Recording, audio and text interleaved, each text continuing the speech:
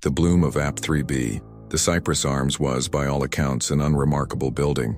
4 stories of faded brick, thin walls, and the kind of plumbing that groaned like a dying beast.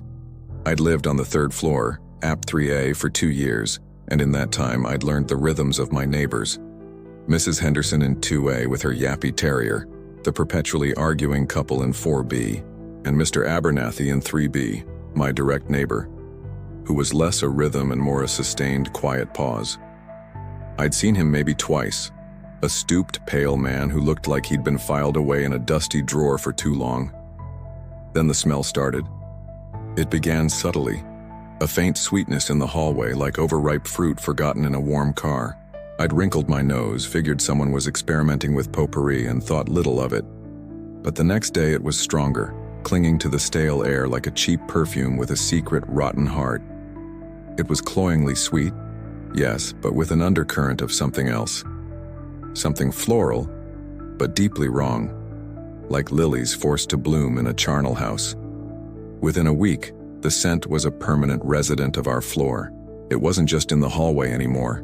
It seeped under my door, a miasma that my sputtering air freshener and scented candles only seemed to mock, mingling into a grotesque new perfume. I tried stuffing a towel under the door, but the smell, insidious and patient, always found a way in.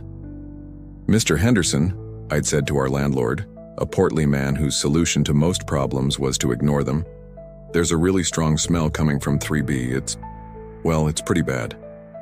He'd waved a dismissive hand. "Probably just Mr. Abernathy's cooking, Liam. Some folks have exotic tastes." Exotic wasn't the word I'd use. Nauseating, perhaps. Otherworldly. My other neighbors seemed either oblivious or strangely unconcerned. Mrs. Rodriguez from downstairs, when I asked, just squinted and said, "Smell? Oh, just the building, dear. Always smells a bit peculiar." Chad from 4A, a college student perpetually attached to headphones, hadn't noticed a thing. Was I the only one acutely tuned to this olfactory offense? My sleep became a landscape of grotesque horticulture. Dreams of damp earth, of pale, fleshy vines coiling through my apartment, of flowers blooming with an almost violent speed, their petals like bruised skin. I'd wake with the scent thick in my nostrils, a phantom sweetness coating my tongue. The obsession took root. I found myself lingering in the hallway, trying to decipher the layers of the odor. Sometimes, beneath the cloying sweetness, there was a metallic tang, like old pennies. Other times, a rich, loamy earthiness, and always, that undercurrent of decay, a promise of putrescence beautifully gift-wrapped. One evening, driven by a particularly potent wave of the perfume, I pressed my eye to Mr. Abernathy's peephole. Darkness. But the scent on the other side was a physical force, hitting me like a wave, making my eyes water. And then I heard it, or thought I did.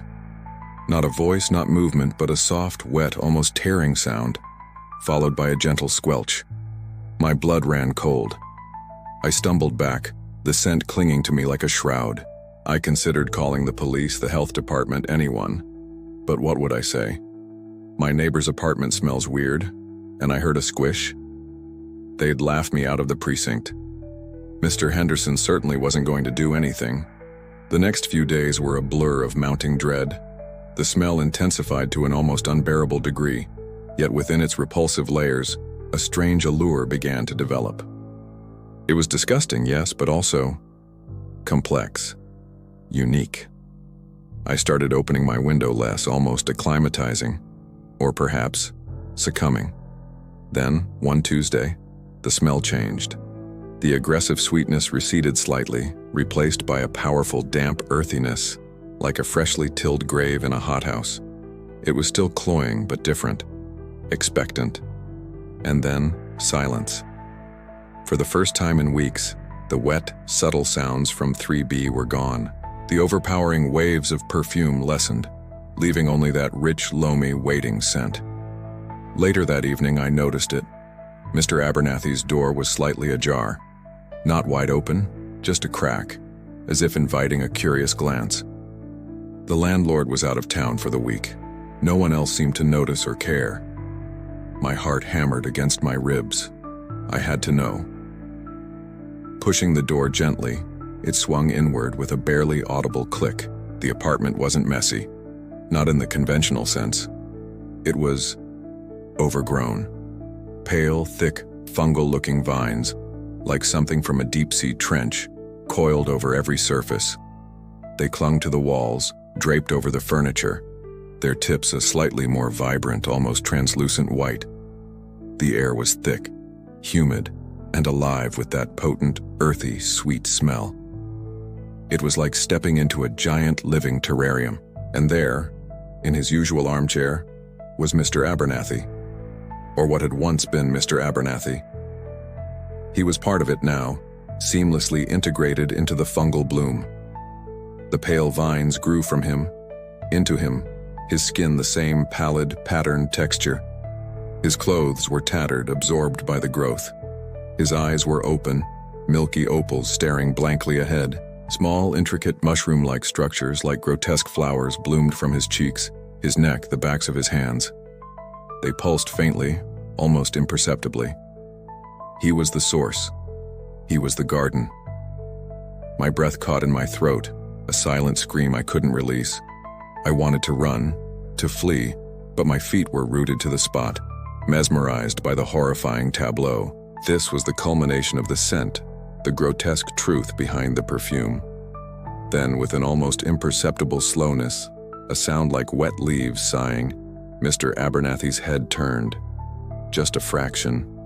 His milky eyes, devoid of any recognizable consciousness, fixed somewhere in my direction. A single, perfect, intricately folded bloom on his cheek, no bigger than my thumb, began to unfurl. Its petals, the color of old bone, trembled, and as they opened, a tiny puff of concentrated scent, intensely sweet and earthy, wafted towards me. I inhaled sharply, a reflex. The scent, pure and potent, hit the back of my throat, and with it, a tiny, almost ticklish sensation.